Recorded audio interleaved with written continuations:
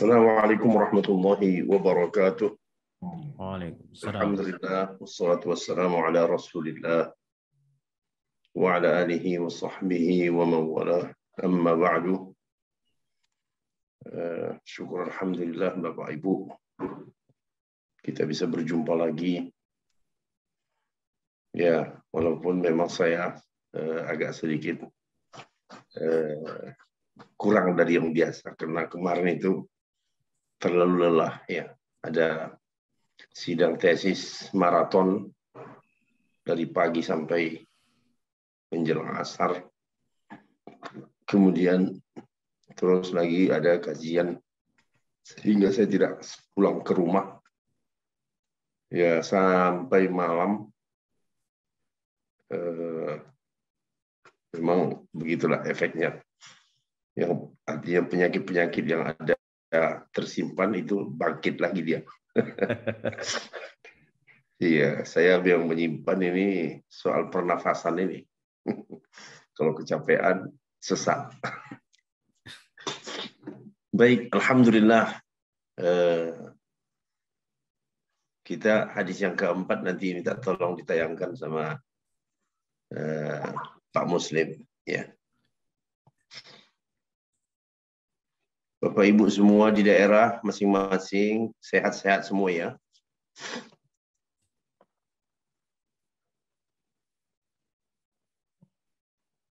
Alhamdulillah Ustadz, sehat semua kita Ustadz. Ya. Nah, hadis yang keempat ini agak panjang. Ya. Sebentar.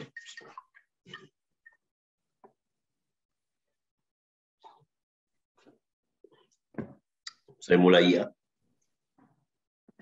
An Abi Abdurrahman Abdullah bin Mas'ud radhiyallahu ta'ala anhu. Nah, di sini saya mau, ya mungkin sebagian ada yang sudah tahu, kan setiap kali menyebutkan sahabat itu di dalam kitab-kitab kan disebut radhiyallahu anhu. Tapi ada beberapa sahabat yang sebutannya radhiyallahu anhuma.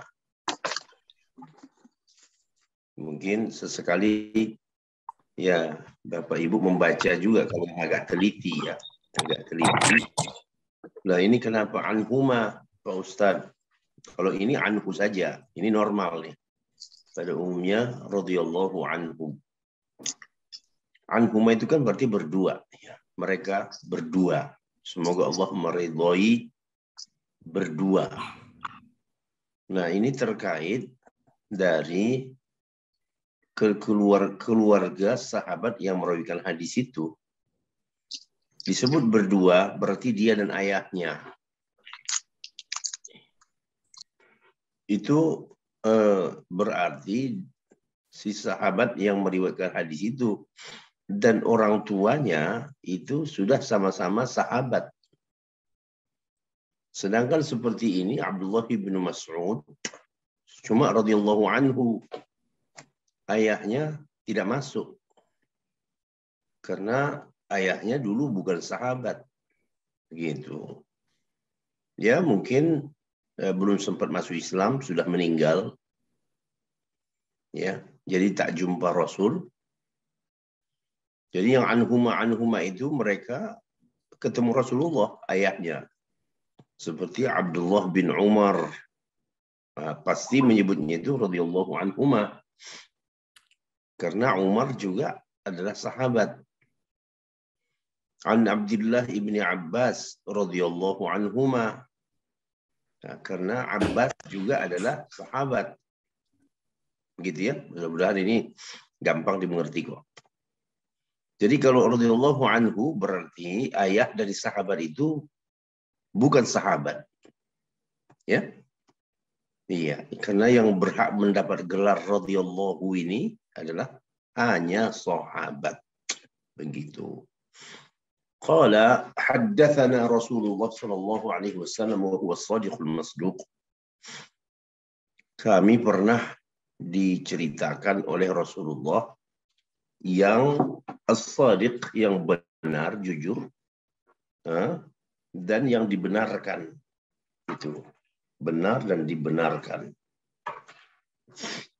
Apa kata Rasulullah sallallahu alaihi wasallam? Inna ahadakum yujma'u khalquhu fi batni ummihi 40 yawman nutfatan.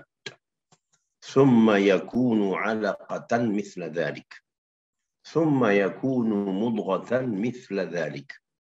Thumma yursalu ilayhi al-malak fayanfukh fihi ar-ruh ويؤمر بأربع كلمات بكتب رزقه وأجله وعمله وشقي أو سعيد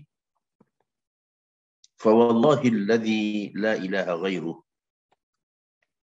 إن أحدكم ليعمل بعمل أهل الجنة حتى ما يكون بينه وبينها إلا ذراع فيسبق عليه الكتاب فيعمل بعمل أهل النار فيدخلها وإن أحدكم ليعمل بعمل أهل النار حتى ما يكون بينه وبينها إلا ذراع فيسبق عليه الكتاب فيعمل بعمل أهل الجنة.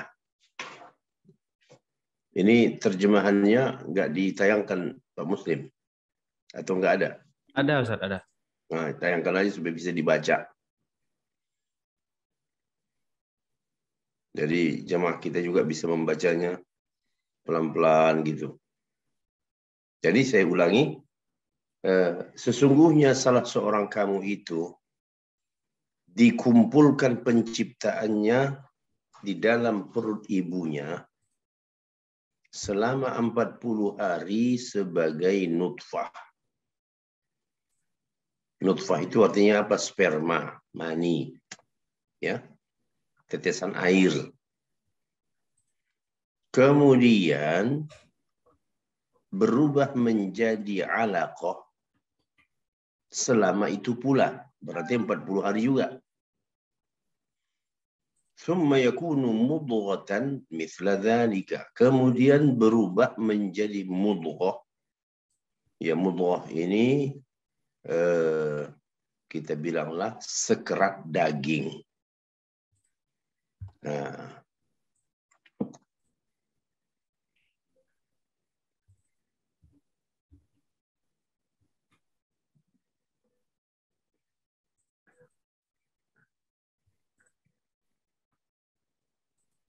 ya, tadi kemudian berubah menjadi sekerat daging selama 40 hari pula, gitu. Ya. Terus kemudian setelah itu, setelah 40 hari jadi mudghah tadi, diutuslah kepadanya malaikat.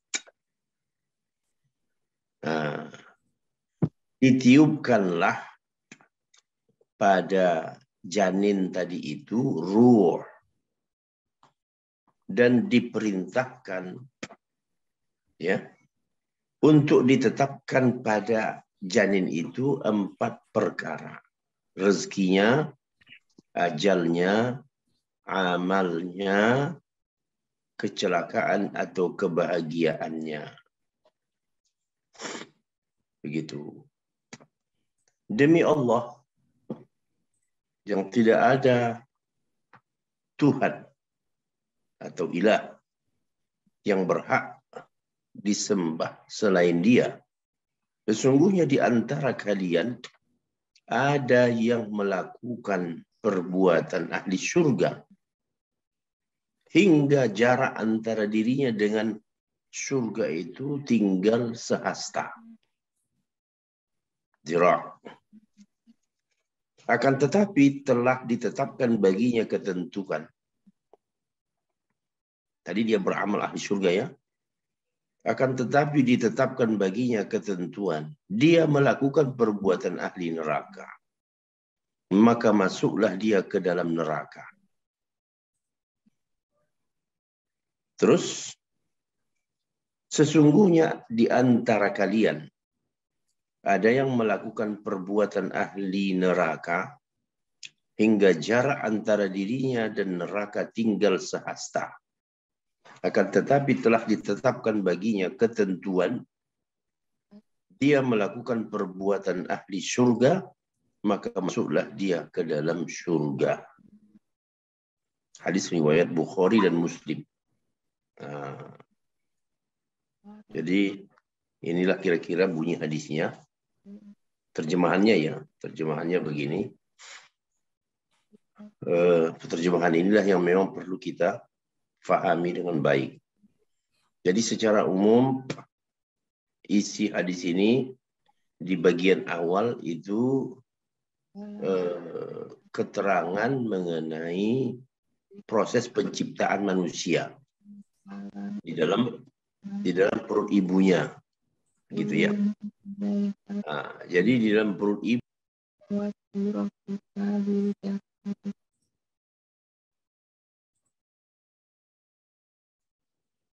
Ustaz Afwan, Ustaz, mic-nya tolong dihidupkan lagi, Ustaz Afwan. Oh gitu, ya, udah. Baik, Ustaz.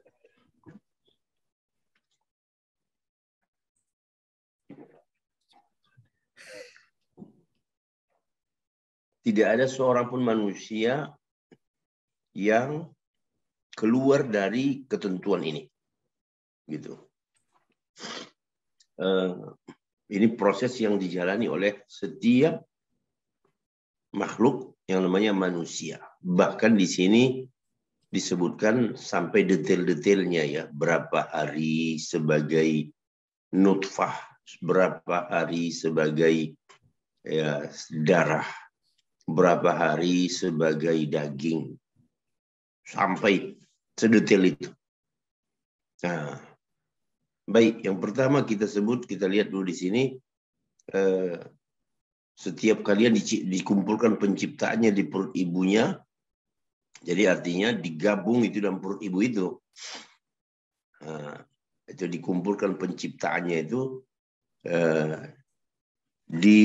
dihimpunkan proses penciptaannya itu di dalam perut ibunya.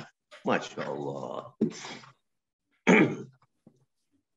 Yang pertama sebagai tetes mani, nutfah. Ya. Selama 40 hari. Jadi bersetubuh ayah dan ibu kita, ya, maka bersemayamlah ini campuran dari ya mani ayah dan mani ibu ini 40 hari sebagai nutfah. Setelah berakhir sampai 40 nutfah, dia berubah. Berubah menjadi apa? Ya setetes darah. Yang tadinya air berubah jadi darah. Nah, disebut situ alaqah. Ya. Ajaib. Sebenarnya hadis ini hadis yang ajaib. Kenapa? Ini mengalahkan informasi tentang kedokteran, khususnya embriologi. Dulu di zaman Nabi tidak ada kedokteran yang bicara. Ilmu kedokterannya sendiri belum ada. Ya. Tapi Rasulullah bisa berbicara soal ini 1400 tahun yang lalu. Ya Allah. Sementara embriologinya sendiri, kapan? Penelitian tentang ini kapan? Oleh ahli-ahli ya embrio. Jadi ini adalah keajaiban. Keajaiban. Sedang Rasulullah bukan seorang dokter, bukan tabib, ya boro-boro mau menjadi ahli kandungan. Tetapi informasinya ini baru belakangan saja diketahui oleh ya dokter ahli-ahli, profesor-profesor tentang embrio. Jadi itulah yang membuktikan bahwa apa yang dikatakan oleh Rasulullah itu semuanya adalah wahyu dari Allah. Ya. Ini dicek aja hadis ini ke laboratorium atau ahli embriologi. Ada sebuah percakapan ya antara seorang alim dari Yaman namanya Abdul Majid Az-Zindani dengan seorang ahli embriologi Kanada, Kenneth More namanya. Ya, Kenneth More ini udah jadi profesor puluhan tahun. Ya. mengajar di universitas-universitas, khususnya ilmu kejaninan. Ya, diterangkanlah oleh, artinya dalam dialog itu disebutkan Al-Quran, ayat-ayat Al-Quran yang berkaitan dengan penciptaan manusia dan hadis-hadis Nabi, dan rupanya beliau itu sudah lama meneliti juga bahwa akhir kesimpulannya apa? Tidak mungkin informasi sedetail ini datang pada seorang lelaki yang bernama Muhammad. Ini semuanya pasti berasal dari pencipta manusia. Ya, itulah kesimpulan dari si ahli embriologi. Karena apa yang disebut di dalam Quran dan apa yang disebut dalam hadis itu persis sama. Sama sekali tidak ada perbedaannya informasi itu. Tidak ada yang menyalahi medis. Jadi ya dia sampai pada kesimpulan itu apa? Bahwa informasi tidak mungkin lahir dari seorang manusia. Karena ilmu ini sendiri datang belakangan. Sementara informasi ini sudah 14 abad lamanya. Membuktikan bahwa informasi ini pasti dari pencipta manusia. Jadi kalau ada orang yang tidak percaya Quran dan hadis, ya sebenarnya ini manusia-manusia yang tell me, ya, telat mikir. Ya, orang-orang ahli-ahli profesor-profesor sendiri ya mengakui bahwa Quran hadis itu adalah wahyu dari Allah. Nah, mana pernah ada penelitian di zaman Nabi ilmu embriologi mengetes laboratoriumnya sendiri? Nggak ada. Ya. Selama 40 hari sebagai nutfah. Emangnya pernah Nabi mengadakan uji coba? Ya, sejauh mana dulu? Laboratoriumnya ada nggak? Ahli kandungannya ada nggak dulu? Mana ada. 40 hari menjadi setetes darah. Siapa yang bisa, alat apa, mikroskop apa yang bisa masuk ke dalam perut ibu, rahim ibu, mendeteksi ada setetes darah. Kemudian selama 40 hari pula darah tadi berubah menjadi sekerat daging. Alat kedokteran mana yang ada pada saat itu? Ya Allah. Sadaqa Rasulullah, sadaqallahu wa sadaqa rasuluh. Ya, maha benar Allah dan maha benar Rasulnya sallallahu alaihi wasallam. Karena apa yang diucapkan oleh Nabi itu semuanya wahyu. Jadi jangan coba-coba ragu terhadap hadis. Ya, Al-Quran mungkin semua orang sudah mengatakan ya wahyu, Quran kan wahyu, ucapan kalam Allah. Ya Nabi belum tentu. Di sini kita mengatakan bahwa apa yang keluar dari mulut Nabi itu adalah sama seperti Al-Quran. Tidak ada yang bisa diragukan. Ya. Nah, inilah salah satu informasinya ini. Berapa lama ya sperma dalam perut ibu kok bisa berubah? Waktunya ditentukan lagi 40 hari. Ya. Dan penyebutan ini, penyebutan nutfah, alaqah, ini ajaib, ini betul-betul ajaib. Jadi nutfah itu ya memang betul-betul mani, nama mani itu bahasa Arabnya ya nutfah. Kemudian alaqah, alaqah ini secara bahasa nempel. Nah, penyebutan ini ajaib, nempel. Setetes darah nempel. Jadi sampai ya kata Kinsmore itu ya dia pun kagum itu sampai penyebutan kata-kata ini. Ya, tulisannya Kenneth ya, Kenneth More. Orang Amerika baca Kinsmore membacanya. Jadi kata dia sebutan nempel itu pas dengan wujud benda tersebut. Karena ketika tadi dia setelah menjadi setetes darah, dia memang menempel di dinding rahim. Ajaib kan? Kok bisa tahu? Emangnya ada dahulu laboratorium, ada alat yang dimasukkan ke dalam rahim ibu-ibu waktu itu. Kemudian setelah itu berubah menjadi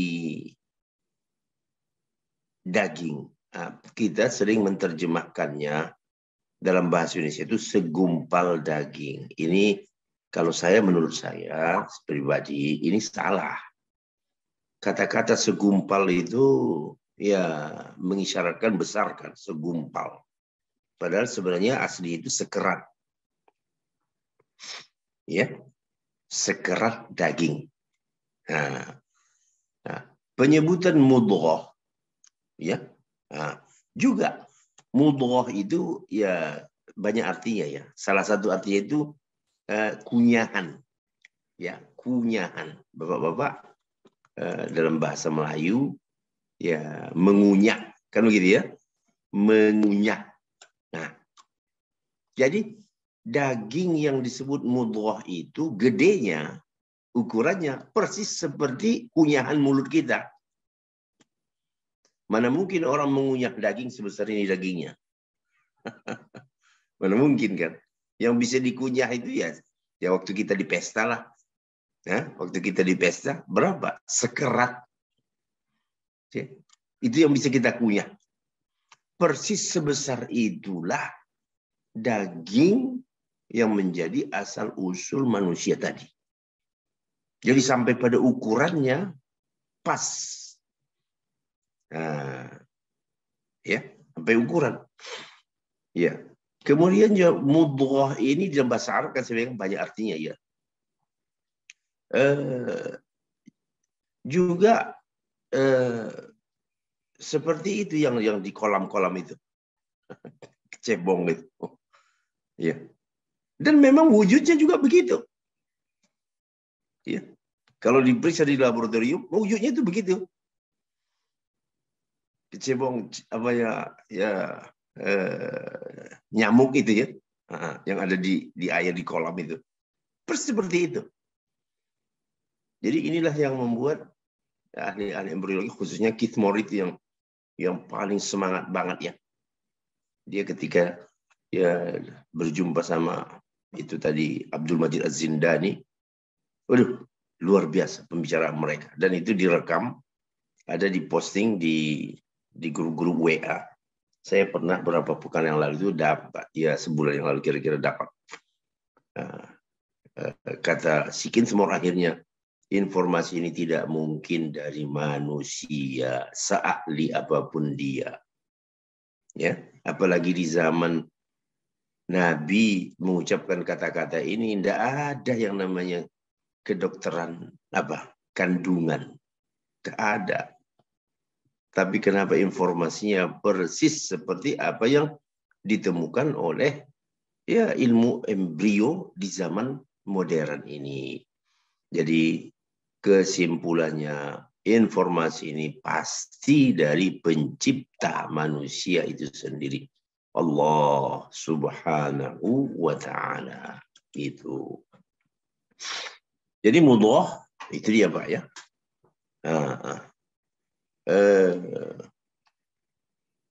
Kemudian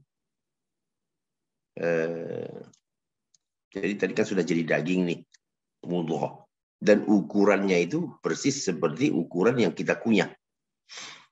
Setelah berarti 40 kali 3 120.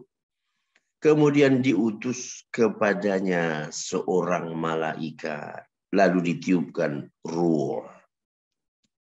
Ya. Nah, barulah ditiupkan ruh. Nah, disinilah ada di dalam syariah ya, ketika janin itu sudah masuk pada usia 120, maka menggugurkan kandungan itu sama seperti membunuh manusia. Karena dia sudah punya ruh. Sudah punya ruh,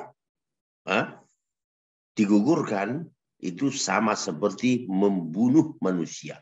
Jadi dia masuk pidana ya pembunuhan. Nah, itu di dalam syariat gitu ya. Nah, syariat ini kan hukum. Nah, lalu waktu ditiupkan ruh itu rupanya bersamaan. Ditentukan ada 4 perkara untuk janin itu. Nah, inilah yang kita sebut tulisan. Ya, tulisan. Itu sudah ditetapkan, itu maksudnya dituliskan. Jadi kita ini, siapapun kita, itu semua tulisan. Nah, itu yang kita sebut tulisan. Sudah, sebagian menyebutnya suratan. Gitu ya. Ya sama aja maksudnya. Sudah suratan takdirmu begitu. Nah, jadi ada 4 yang sudah ditetapkan. Inilah dia rezeki, ajal, amal. Nah, ini amal ini ya perbuatan. Kemudian kecelakaan atau kebahagiaannya. Jadi 4. Ya, orang ini bahagia atau celaka. Kemudian amalnya juga sudah ditetapkan oleh Allah Ta'ala. Nah, sudah tertulis. Demikian juga rezeki dan ajal. Nah, belakangan ini kita betul-betul dengan membaca hadis ini selama masa pandemi, ini kelihatan banget ya. Masuk rumah sakit sehat, kan begitu, dicek positif COVID, sepekan, ya, bahkan dari rumah sakit masih bisa main WA, ya. 2 hari 3 hari setelah itu dikabarkan apa? Meninggal, paru-parunya sudah putih. Itu namanya ajal.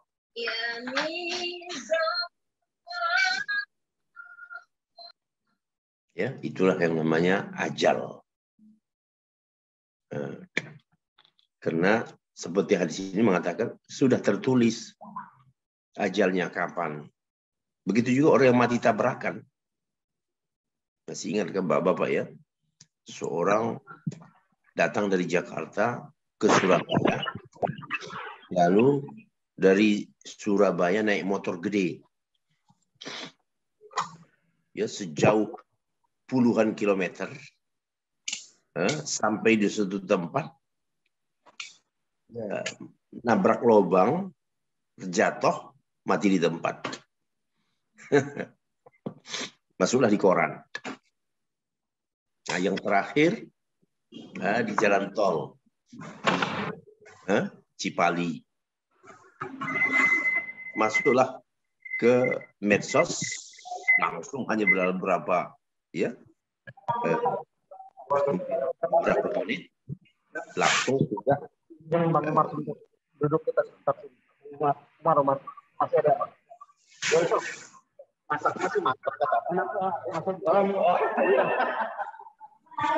Matikan kembali Muslim. Pak Sulaiman ini, ya, Pak Sulaiman.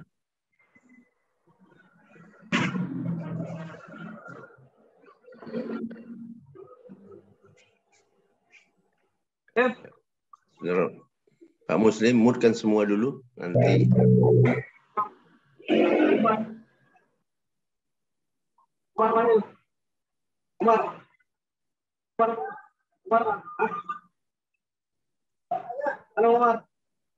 Umar.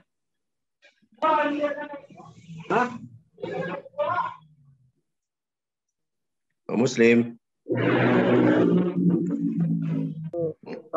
Kamar mandi, Pak Ustaz. Oh, iya Pak Muslim yang bisa memutkan ini. Iya. Beliau lagi kamar mandi. Iya.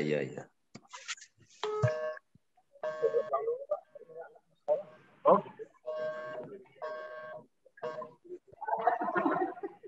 Kenapa ada itu masih di bulan kedua lawan gimana Pak? Dia jadi pakat kemarin apa namanya?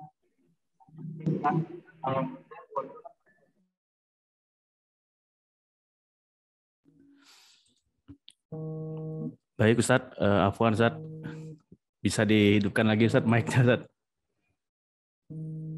Baik, alhamdulillah.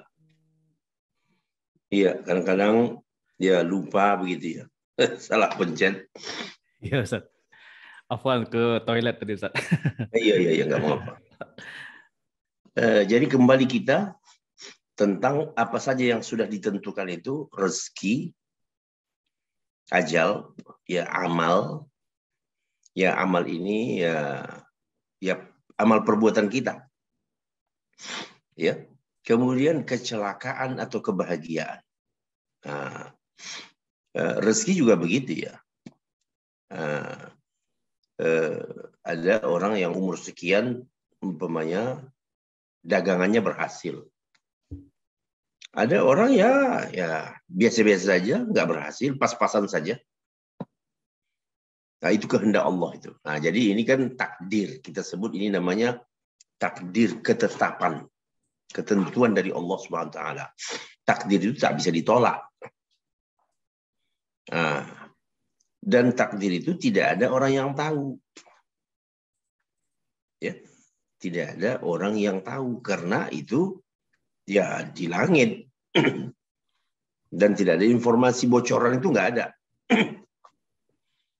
Baru kita tahu setelah kejadian. Oh, baru kita katakan, oh udah takdirnya. Takdirnya meninggal muda. Nah, lalu supaya tidak. Nah, lanjut kita terus ya ke hadis. Nanti baru kita jelasin. Demi Allah yang tidak ada ilah selain Dia. Sesungguhnya di antara kalian ada yang melakukan perbuatan ahli surga hingga jarak antara dirinya dan surga itu tinggal sehasta. Maksudnya ini apa Pak? Jadi ada orang yang dari kecilnya itu taat aja. Sehingga kira-kira puluhan tahun sudah taat itu.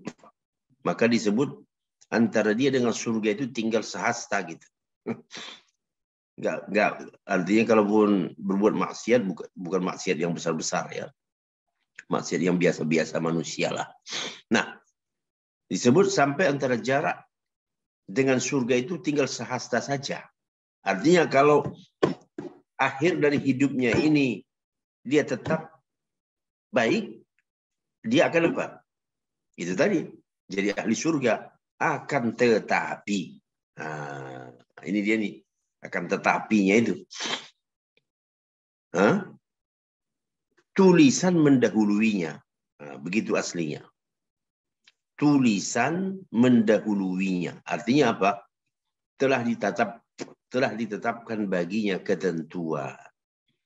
Akhirnya yang tinggal sehasta tadi berubah melakukan perbuatan ahli neraka lalu mati. Nah, jadi ini disebut dengan penutup amal itu yang dinilai Allah penutupnya. Al-amalu bi khawatimihi. Amal itu dihitung endingnya, bukan dari awalnya. Ya, bagaimana penutup ya akhir dari amal seseorang itulah hasilnya. Jadi tadi orang ini dia melakukan perbuatan ahli neraka lalu mati, masuklah dia ke dalam neraka. Padahal tadi berapa puluh tahun, ya anggap saya umur orang ini 60 ya. 59 tahun 6 bulan dia berbuat amal ahli surga. 6 bulan menjelang mati dia melakukan amal ahli neraka. Lalu apa ya? Mati dan dia masuk ke dalam neraka. Jadi yang 59 tahun itu hilang. Wah, deg-degan enggak nih? Iya, deg-degan. Nah, sebaliknya, sesungguhnya di antara kalian Ada yang melakukan perbuatan ahli neraka hingga jarak antara dirinya dan neraka itu tinggal sehasta. Jadi artinya apa itu, Bu? Bapak? Dari kecil perbuatannya itu perbuatan ahlun nar. Ya, dari mulai balir dia. Sampai jarak antara dia dengan neraka itu tinggal sehasta nih. Kalau dia mati dalam keadaan amalnya yang puluhan tahun itu, langsung masuk neraka. Akan tetapinya ini, ditetapkan baginya ketentuan. Artinya dalam bahasa hadis tadi itu, bahasa aslinya, tulisan kitab mendahuluinya. Artinya sudah lebih dahulu tertulis. Dia melakukan perbuatan ahli surga menjelang matinya, berubah jadi baik. Perbuatan ahli surga. Lalu mati, maka masuklah dia ke dalam surga. Jadi, ya, ini namanya takdir. Ya, inilah yang namanya takdir. Jadi inilah kandungan hadis. Di awal bicara tentang apa tadi? Sejarah penciptaan, ya, fase yang dilalui oleh setiap janin sampai ditiupkan ruh. Kemudian waktu peniupan ruh itu bersamaan dengannya Allah menetapkan ada 4 hal bagi setiap manusia. Nah, lalu di ujung dari hadis ini informasi yang cukup menegangkan. Ya, siapapun saya pikir ya tegang ini dengan sebutan yang terakhir ini.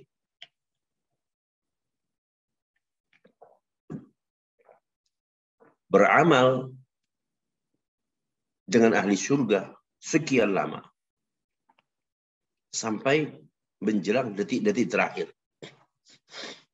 Berubah. Nah, jadi kira-kira bagaimana itu? Ya, tulisannya dia di neraka. Ya, tulisan ketetapan orang itu memang di neraka. Jadi dia dari awal berbuat baik jadi orang soleh karena tulisan lebih dahulu mendahuluinya, maka menjelang mati dia tidak akan berubah. Sebaliknya juga begitu. Tulisannya menyebutkan dia itu ahli surga. Lalu ketika dalam hidupnya di dunia sekian lama dia melakukan perbuatan ahli neraka, maka ujungnya nanti dia akan berubah. Karena tulisan sudah tertulis di ahli surga. Maka menjelang matinya dia berubah menjadi baik. Dia beramal dengan amal ahli surga. Lalu dia pun mati dalam keadaan soleh. Dia pun masuk ke dalam surga Allah. Jadi setiap kita, saya rasa ya, pasti akan dengan informasi yang terakhir dalam hadis ini. Paling tidak, ya bahasa sekarang ya deg-degan, gitu ya.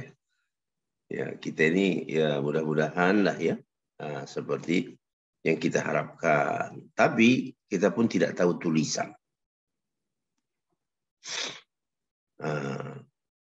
Baik, Bapak yang dirahmati Allah Subhanahu wa Ta'ala.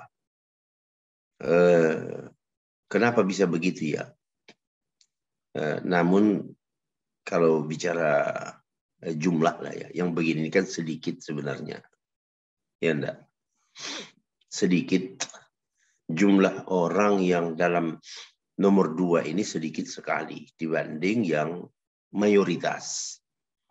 Mayoritasnya kalau soleh dari awal sampai ke ujungnya juga soleh.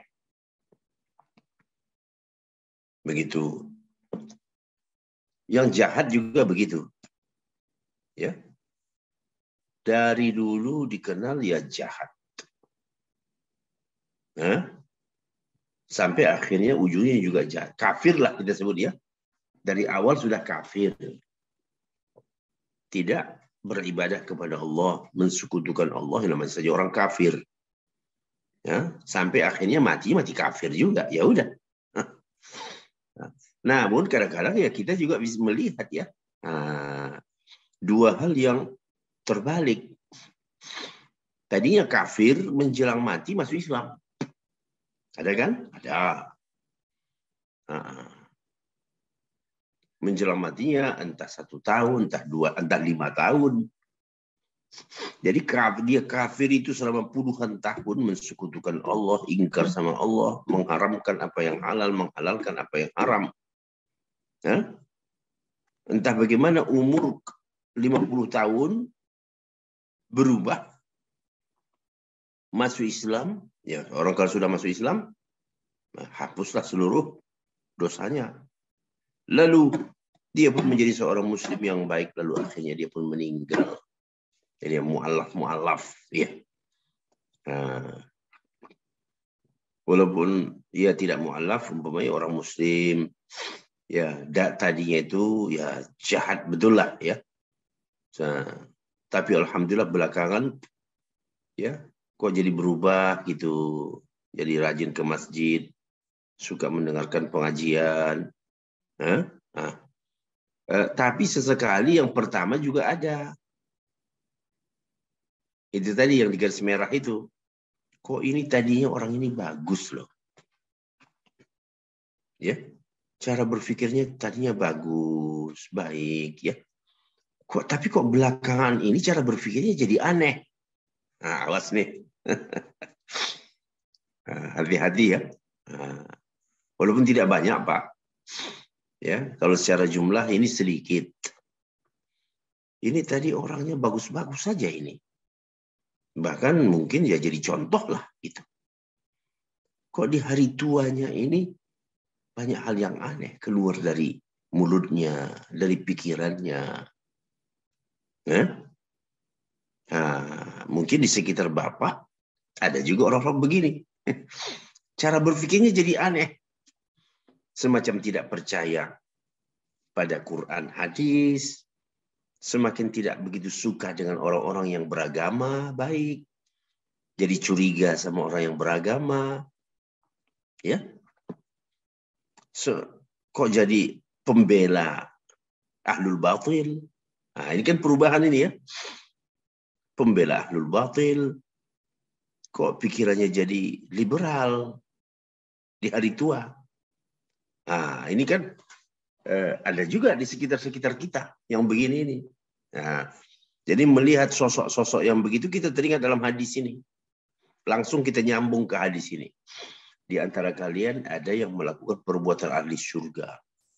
Ya, perbuatan ahli surga itu kan orangnya ikhlas, idealis, taat beribadah, percaya sama Allah, persaudaraan Islamnya hebat.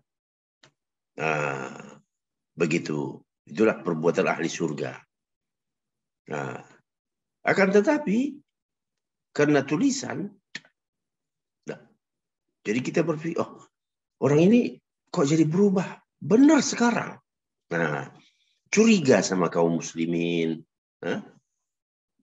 Pikiran yang terlontar dari mulutnya itu kok rada-rada aneh. Orang awam pun ya tadinya idealisme Islamnya hebat. Kok banyak yang berubah gitu. Pernyataan-pernyataan. Dulu tidak begini ini orang. Na'udzubillahi min zalik. Teringatlah kita kepada hadis ini. Nah, kalaulah dia sempat mati dalam keadaan seperti itu, bagaimana? Berarti itulah yang disebut di dalam hadis. Tulisan sudah mendahuluinya. Nah, kemudian mungkin kita juga terpikir, kok bisa begitu ya? Kok bisa begitu? Nah, ini juga analisanya juga begini, Pak. Ketika dia berbuat baik itu bukan karena Allah. Ya. Bukan ikhlas karena Allah. Riya. Karena ya mencari pujian. Supaya dibilang orang dia itu idealis. Supaya dibilang orang, oh itu orangnya ya orang taat itu. Dia hanya ingin mencari pujian itu. Na'udzubillah, Allah jauhkan kita dari itu. Kan orang-orang yang yang riya ini kan seolah-olah kan mau menipu Allah. Ya, seolah-olah menipu Allah. Dia sebenarnya hatinya bukan karena Allah berbuat kebaikan itu. Kan sama seperti dia menipu Allah kan. Allah tidak mau ditipu. Di ujung hayatnya Allah tampakkan aslinya. Jadi dia justru lebih membela orang-orang kafir dari orang-orang Islam. Ditampakkan wujud aslinya seperti apa. Allah tidak mau ditipu. Ya kemudian begitu juga orang yang tadi ini berbuat jahat, kafir asalnya. Ya, namun di dalam kekafirannya itu dia ya tetap mencari gitu. Mencari yang benar, yang mana ini sebenarnya yang benar. Sambil Allah tunjukkan. Ya.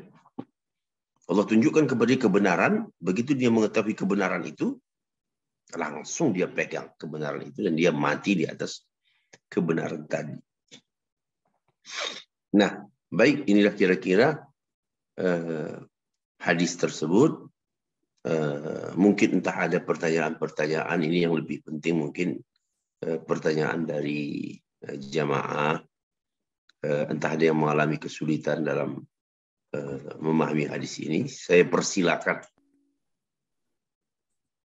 Baik, jemaah, jika ada yang ingin ditanyakan kami persilakan, mic-nya di on kan, kami persilakan. Baik, bisa bertanya Ustadz? Ya, silakan Bu. Halo. Silakan. Bisa bertanya Ustadz? Silakan. Assalamualaikum warahmatullahi wabarakatuh. Waalaikumsalam warahmatullahi wabarakatuh.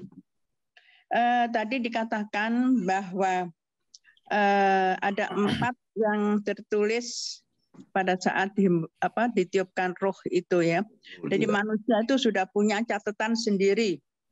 Rezekinya, ajalnya, amalnya, kecelakaan dan kebahagiaannya, artinya neraka dan surganya kelak. Nah itu Ustadz, kalau sudah ditetapkan bahwa dia bakal masuk neraka atau surga, itu apakah tidak bisa berubah lagi? Terus misalnya di dunia akhirnya dia benar-benar melakukan perbuatan yang baik, tulus, tidak ria, apakah itu tidak bisa merubah tulisan tadi? Jadi kalau orang sudah ditetapkan tulisannya neraka atau surga itu tidak bisa berubah lagi sama sekali, walaupun dengan upaya dia memang orangnya baik, benar-benar baik itu. Ya, nah, ya tadi memang akhir hayatnya ya yang menentukan. Nah itu apa tidak dapat hidayah kalau karena dia terus tulus berbuat baiknya itu. Jadi itu pertanyaan saya. Itu aja Ustadz. Terima kasih. Assalamualaikum warahmatullahi wabarakatuh. Baik. Jadi jawabannya Ibu, kan tidak ada yang tahu apa isi tulisan itu. Ya. Ibu bilang tadi, apakah bisa berubah? Kalau bisa berubah, nggak bisa berubah. Namanya tulisan. Ya, namanya tulisan. Tapi kita tidak tahu apa isi tulisan kita. Dan itu rahasia Allah kan. Mbak, Ibu lihat aja penjahat-penjahat yang ada sekarang. Nah, Ibu bilang karena inilah ahli-ahli neraka. Kan gitu? Ya. Pikirannya jahat. Kemudian agenda yang dia buat jahat. Nah, dia masih hidup. Nah, pikiran Ibu apa? Inilah contoh ahli neraka, kan begitu ya. Nah, tapi kita tidak tahu apa isi tulisan dulu tentang orang itu. Siapa tahu 6 bulan sebelum dia meninggal, tiba-tiba dia berubah dari kejahatannya. Dia pun minta ampun sama Allah Ta'ala. Nah, jadi intinya ini informasi ghaib. Ya, informasi tentang isi takdir catatan itu ghaib, tidak ada yang tahu. Nah, lalu kita dalam hidup seperti apa? Ada hadis Nabi. Nah, menyikapi takdir itu di dalam hadisnya Rasulullah memberi bimbingan supaya tidak ketar-ketir gitu ya. Supaya tidak ketar-ketir. Apa kata Rasulullah? I'malu, beramallah kalian. Kullum muyassarun lima khuliqalah. Sesuatu itu dibuat jadi mudah kalau dia sudah ditetapkan untuk itu. Maksudnya apa? Kalau takdirnya Pak Ahmad, kita sebut aja namanya Pak Ahmad. Kalau takdirnya Pak Ahmad itu ahli surga, maka dalam hidupnya pun dia melakukan amal soleh itu dengan mudah dan gampang.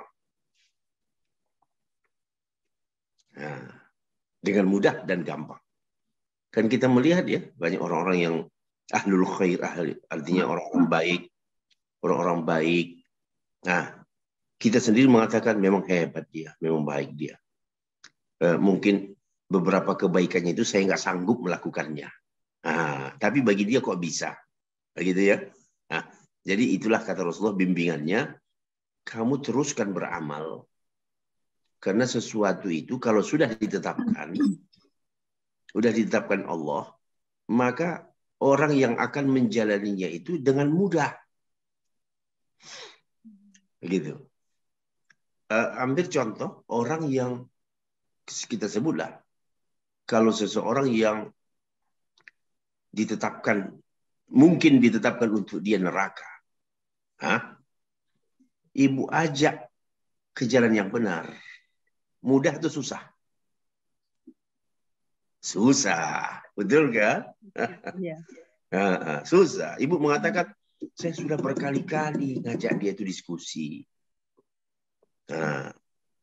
Apa saja saya sampaikan.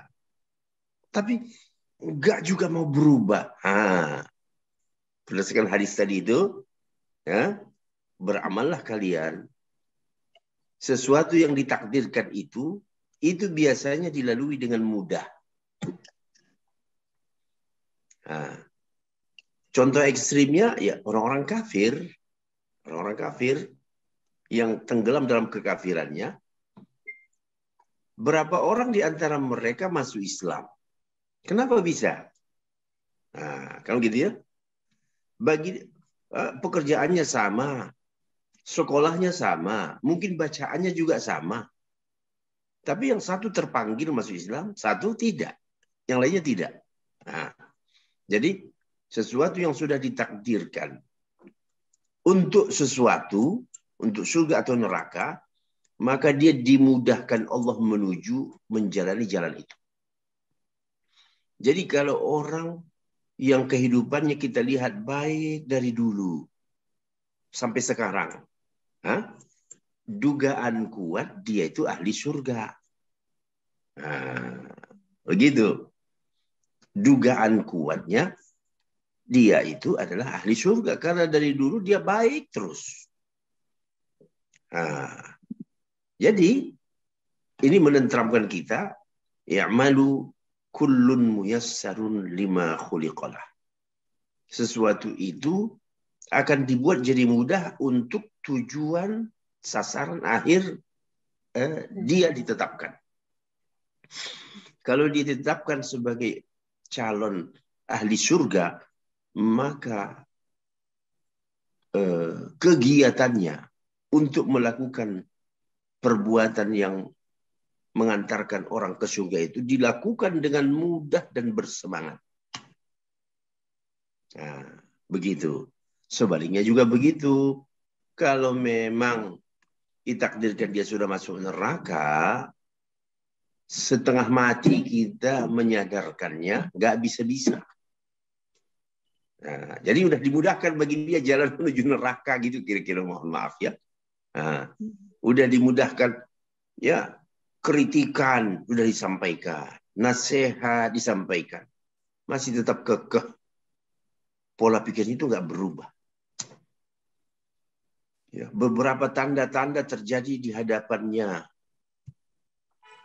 nggak nyambung juga dengan pikirannya, masih tetap kekeh dalam kemaksiatannya, kefasikannya, kekafirannya. Kesimpulannya apa? Menurut hadis itu memang kuat dugaan dia memang dituliskan sebagai calon penghuni neraka. Nah, inilah saya bilang hadis penentram untuk hadis Ibnu Mas'ud tadi ini. Dengan hadis Ibnu Mas'ud ini kita agak sedikit gemetaran. Ya, kita ini rasanya baik-baik saja. Kan begitu? Loh, bagaimana nanti yang menjelang mati? Apa terus begini atau berubah? Kan gitu? Nah, jadi ketakutan nih. Ya. Secara ilmiah kemungkinan itu ada, bukan tidak ada. Nah, namun secara kebiasaan umumnya orang, kalau sudah mudah baginya untuk melakukan kebaikan, ya isyarat kuat bahwa masa depannya baik. Nah, jadi tanda-tanda yang tadi ekstrim berubah itu boleh saya katakan ya langka, sedikit sekali. Dan memang tidak bisa dipungkiri, memang udah begitu.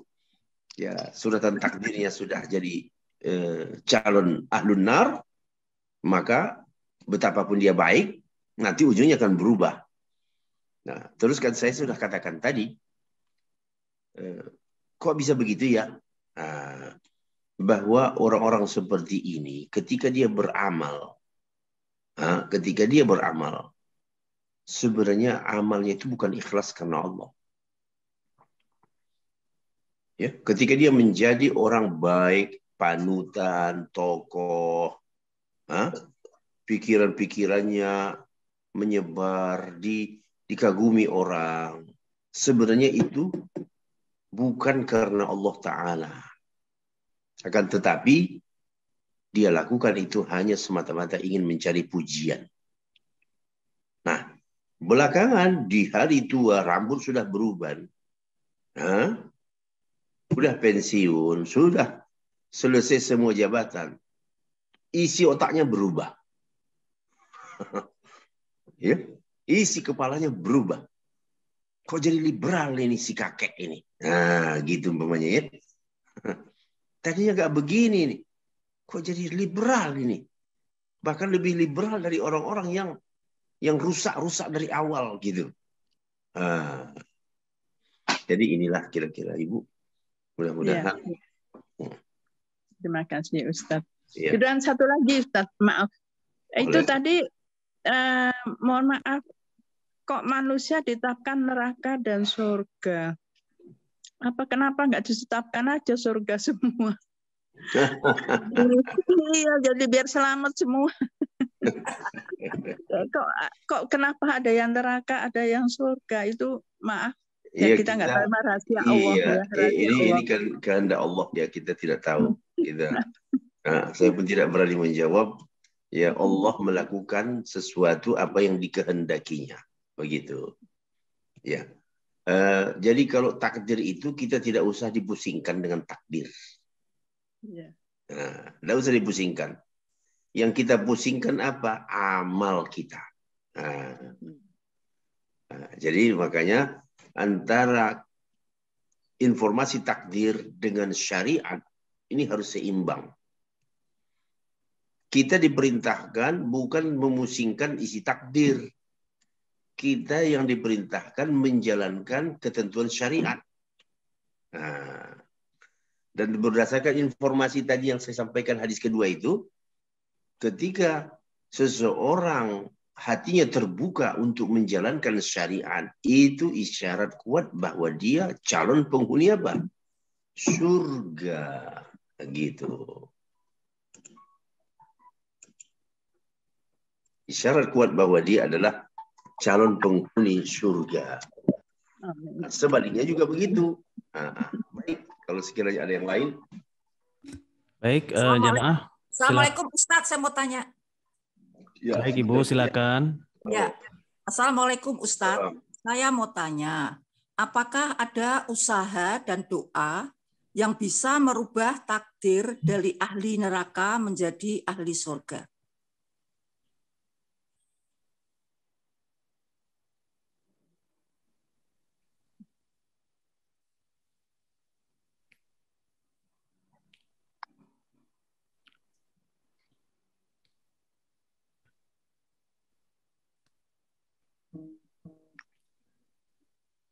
Maaf Ibu, saya tadi ada telepon dari anak. Oh iya ya. Iya. Coba diulangin. Apakah ada usaha dan doa yang kita amalkan yang bisa merubah takdir ahli neraka menjadi ahli surga? Apakah ada doanya dan usaha kita? Doa khusus sih tidak ada khusus untuk merubah itu. Nggak ada ya. Jalankan aja syariat. Kemudian banyak minta. Kan kita selama ini doa-doa kita itu kan memintanya masuk surga kan? Ya, Allahumma inna nas'aluka ridhaka wal jannah. Kan begitu kan? Ya. Wa na'udzubika min sakhatika wan nar. Itu doanya, Bu. Ya. Oh, itu aja. Ya. Allahumma ajirni minanar. Itu juga sama. Jauhkan aku ya Allah dari neraka. Jadi ketika semua amal-amal itu termasuk doa yang kita baca itu kita laksanakan dengan mudah, gampang, itu isyarat kuat. Oh, iya. Nah, seperti yang saya katakan sama Ibu tadi, mungkin ada orang di sebelah Ibu, diajak itu susah, gitu. Ya, nah, dipahamkan juga berat. Islam itu ngajar begini loh, begini loh. Dia membantah, ngeyel. Itu isyarat kuat tuh. Begitu. Ya. Iya, isyarat kuat bahwa dia calon yang satunya tadi itu. Nah, jadi ya terus saja berjalan dalam jalan yang benar. Tidak usah dipusingkan bagaimana nanti akhir saya. Nggak usah. Ya, yang kita minta kan ada hadis Nabi. Ini mungkin yang Ibu maksud itu. Ini dia hadis waktu akhir sholat kita. Ya muqallibal qulub. Ya. Apa Bu? Sabit qalbi ala itu dia. Ya. Itu dia. Itu dibaca Ustadz itu di akhir sujud ya. Tidak di sebelum salam. Oh, ya. Sebelum salam, waktu duduk sebelum Iya, salam tasyahud. Ibu lagi tasyahud. Setelah baca semua fil alamin innaka hamidum majid. Ya. Itulah kan banyak doa yang dibaca itu ya. Salah satu yang adanya ya muqallibal qulub tsabbit qalbi ala dinik. Supaya nggak berubah-berubah. Ya. Katanya saya baca itu di YouTube itu katanya waktu sujud Ustadz itu dibaca. Bagusnya di mana? Waktu iya, sujud bisa apa juga. sebelum salam? Bisa, dua-duanya bisa. Tapi yang lebih dua-dua tempat itu sama-sama didengar Allah Ta'ala. Waktu sujud terakhir, kemudian menjelang salam. Begitu. Ada lagi doanya itu Pak Ustadz. Allahumma ini as'aluka husnul khotimah ya. Ya, itu bebas saja sih. Itu bebas saja, kapan saja. Ya. Kan kita diberitahu juga dalam hadis waktu-waktu di mana doa kita mustajab. Ya. Nah, ada diberitahu. Ya, salah satunya kalau di dalam sholat, menjelang salam. Menjelang salam itu sebelum kita assalamualaikum, Makanya Rasulullah itu Shallallahu Alaihi Wasallam tasyahud akhirnya itu lama sekali. Gitu ya. Lama sekali. Nah, beliau membaca doa-doa yang sebahagian ada dituliskan, ya, yang ada di dalam kitab-kitab hadis, ya. Ya. Tapi seseorang bebas juga meminta di dalam hatinya yang terkait dengan masalah-masalah dirinya. Begitu. Iya, begitulah kira-kira. Boleh dengan bahasa selain Arab enggak, Ustaz? Iya, tapi di dalam hati, jangan diomongin di dalam dengan lidah, ya. Baik. Iya, Pak Ustadz. Terima kasih. Sama-sama, Bu. Bisa saya menanyakan juga, Pak? Iya, Ibu Ismiati Fuad. Iya. Begini Pak Ustadz, bagaimana kalau saya lupa ini ada di Al-Quran mungkin, Allah itu akan menetapkan nasib seseorang sesuai dengan upayanya manusia tersebut. Itu bagaimana Pak Ustadz itu maksudnya? Saya lupa suratnya itu Pak Ustadz. Saya pernah membaca itu Pak. Ya. Yang ada agak mirip-mirip begitu, Allah tidak merubah nasib suatu kaum sebelum mereka merubah dirinya sendiri. Ada yang begitu. Iya. Yang kata Ibu tadi perlu saya cari lagi dulu itu nanti ya. Ada dengan redaksi. Bagaimana tadi? Allah menetapkan sesuatu dengan usaha. Jadi sesuai dengan usaha atau upaya manusia. Betul. Jadi secara umum usaha kita itu memang itulah faktor yang banyak mempengaruhi hasil. Ya. Jadi makanya Rasul tadi mengatakan i'malu kullun muyassar lima khuliqalah. Kamu beramal saja. Arti bahasa mungkin secara bahasa sederhana, kamu gak usah pusingin apa takdir kamu nanti. Ya, kamu beramal aja udah gitu. Karena takdir itu biasanya mengikuti amal kita. Nah, jadi kalau memang takdirnya kita bagus, amal kita juga di dunia bagus. Begitu, Bu. Nah, jadi apa yang terlihat di dalam hadis ini sesuai dengan yang Ibu baca tadi itu ya.